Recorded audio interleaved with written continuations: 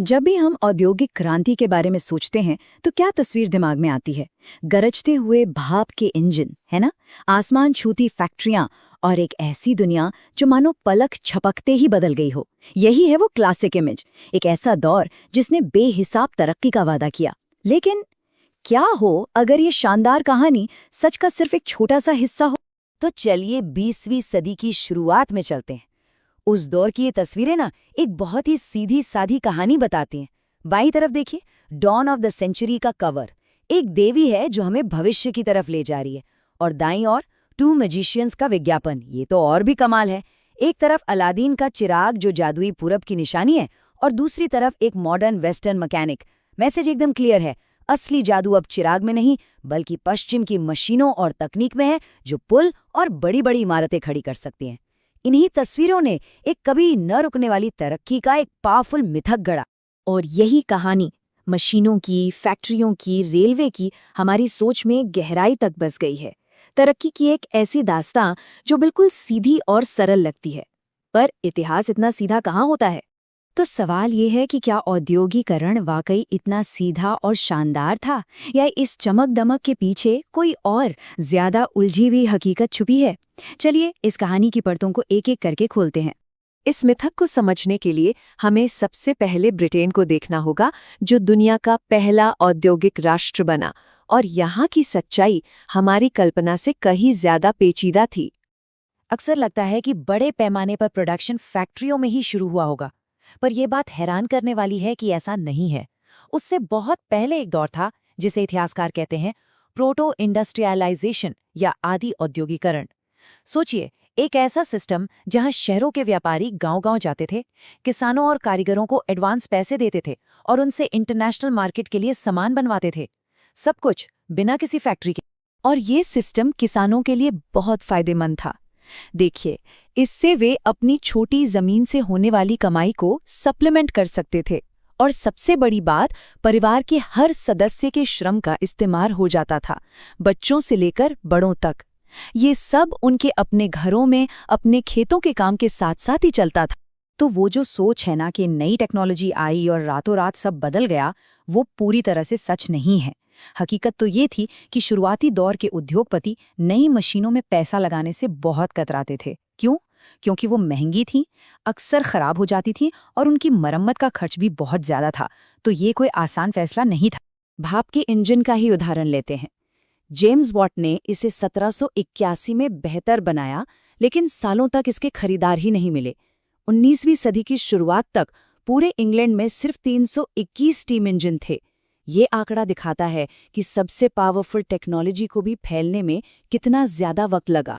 तो सवाल ये उठता है कि विक्टोरियन ब्रिटेन में उद्योगपति मशीनों के बजाय इंसानों से काम क्यों करवा रहे थे? वजह कई थी।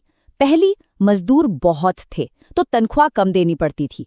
दूसरा, कई उद्योगों में डिमांड मौसम के हिसाब से घटती बढ़ती थी, तो महंगी मशीनें खरीदकर उन्हें महीनों तक बेकार खड़ा रखने का क्या मतलब?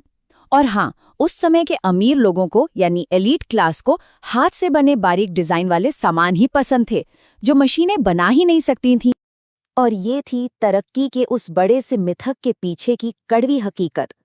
जहां एक तरफ विकास की बड़ी बड़ी बातें हो रही थीं, वहीं दूसरी तरफ लाखों मजदूर बेरोजगारी, कम तनख्वाह और भयानक गरीबी की मार झेल रहे थे। अब रुक करते हैं भारत का और देखते हैं कि इस यूरोपीय औद्योगिकरण का एक उपनिवेश पर क्या असर पड़ा। यहाँ औद्योगिक बदलाव की कहानी सीधे सीधे औपनिवेशिक शासन से जुड़ी हुई थी। मशीनों के आने से बहुत पहले भारत के रेशम और सूती कपड़ों का पूरी दुनिया में दबदबा था। भारतीय व्यापारी और बैंकर एक बहुत बड़े एक्सपोर्ट नेटवर्क को कंट्रोल करते थे, जो जमीन और समंदर के रास्ते सेंट्रल एशिया, पर्शिया और साउथ ईस्ट एशिया तक फैला हुआ था। लेकिन फिर आया औपनिवेशिक शासन और पूरा का पूरा नज़ारा ही बदल गया। और ये बदलाव कितना बड़ा था, इसे समझने के लिए बस एक आंकड़ा ही काफी है। देखिए, सिर्फ 40 सालों के अंदर भारत के कुल एक्सपोर्ट में कपड़ों की हिस्सेदारी 33% से गिरकर कितनी हो गई होगी? सिर्फ 3%। सोचिए, 33 से सीधा 3। ये एक जबरदस्त गिरावट थी। और ये गिरावट कोई एक्सीडेंट नहीं थी, ये एक सोची समझी रणनीति का नतीजा था। ईस्ट इंडिया कंपनी ने भारतीय कपड़ा व्यापार को खत्म करने के लिए एक पूरा सिस्टम बनाया। पहले उन्होंने लोकल व्यापारियों को सीन से ही हटा दिया, फिर बुनकरों पर नजर रखने के लिए अपने गुमाश्ता यानी पेड सुपरवाइजर नियुक्त किए। इसके बाद बुनकरों को एडवांस लोन के जाल में फंसाया और आखिर में उन्हें अपना माल किसी और को बेचने से ही रोक दिया। पूरा कंट्रोल अपने हाथ में ले लिया। इसका नतीजा विनाशकारी था। बुनकरों को बहुत कम कीमत मिलने लगी और उनके लोकल मार्केट ब्रिटेन से आने वाले सस्ते मशीन से बने कपड़ों से पट गए। 1872 की ये रिपोर्ट बुनकरों की उस बेबसी को बयान करती है जो अपना पारंपरिक काम छोड़कर दिहाड़ी मजदूर बनने पर मजबूर हो रहे थे। लेकिन ये कहानी सिर्फ तबाही और अंत की नहीं है। मुश्किलों के बावजूद भारत के पारंपरिक उद्योगों ने न सिर्फ जिंदा रहने बल्कि खुद को हालात के हिसाब से ढालने के तरीके भी खोज निकाले।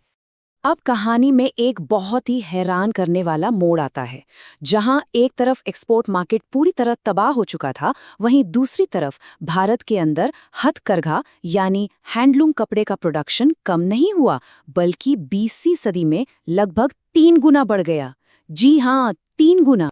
तो ये हुआ कैसे? इसका जवाब इस बात में छिपा है कि किस तरह का प्रोडक्शन प्रभावित हुआ था। सस्ती मशीनों ने हाथ से सूत काटने का काम तो लगभग खत्म कर दिया, लेकिन जो बुनकर बहुत ही कॉम्प्लेक्स और ख़ास डिज़ाइन वाले कपड़े बनाते थे, जिनकी नकल मशीनें कर ही नहीं सकती थी, वो इस दौर में भी टिके रहे। इन बुनकरों ने ज़बरदस्त लचीलापन दिखाया। उन्होंने प्रोडक्शन तेज करने के लिए फ्लाई शटल जैसी नई तकनीक अपनाई। मोटे कपड़े के कंपटीशन में उतरने के बजाय उन्होंने अमीरों के लिए बारीक किस्मों पर फोकस किया, जो एक ज्यादा स्टेबल मार्केट था। और उन्होंने खास डिजाइन बनाए, जैसे बुने हुए बॉर्डर वाली साड़ियां, जिनकी नकल मिलों के लिए नामुमकिन थी। चलिए अब इस कहानी के आखिरी और बहुत दिलचस्प हिस्से पर चलते हैं।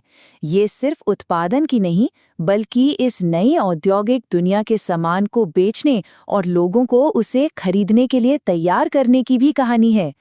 एक नई कंज्यूमर संस्कृति बनाने के लिए विज्ञापन बहुत जरूरी था। ब्रिटिश और भारतीय दोनों ही मैन्युफैक्चरर्स ने अपने मास प्रोड्यूस सामान को बेचने के लिए लोगों की जानी पहचानी धार्मिक तस्वीरों का इस्तेमाल किया।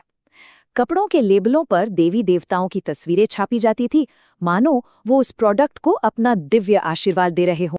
कैलेंडर तो एडवर्टाइजिंग का एक और बहुत पावरफुल जरिया बन गए। ये उन लोगों तक भी पहुंचते थे जो अखबार नहीं पढ़ सकते थे। इन्हें चाय की दुकानों और घरों में टांगा जाता था और लोग साल भर उन विज्ञापनों को देखते थे। और यहाँ भी नए प्रोडक्ट्स को पॉपुलर बनाने के लिए अक्सर बालकृष्ण जैसे देवताओं की तस्वीरों का इस्तेमाल होता था। तो चलिए उन तस्वीरों पर वापस चलते हैं जिनसे हमने इस कहानी की शुरुआत की थी, सदी का उदय और 2 जादूगर। अब इन सारी बातों को जानने के बाद तरक्की का वो सीधा सादा शानदार मिथक कहीं ज्यादा पेचीदा और गहरा लगता है ना? तो आखिर में ये समझ आता है कि औद्योगिकरण की कहानी सिर्फ मशीनों या तकनीक की नहीं है, ये पावर की कहानी है, ये मुश्किलों में टिके रहने की कहानी है और ये लोगों को यकीन दिलाने की भी कहानी है। और ये हमें आज एक बड़े सवाल पर लाकर खड़ा करती है। जब हम आज के दौर में टेक्नोलॉजी, ग्लोबलाइजेशन और डेवलपमेंट की बात करते हैं, तो हम तरक्की या प्रोग्रेस को कैसे डिफाइन करते हैं?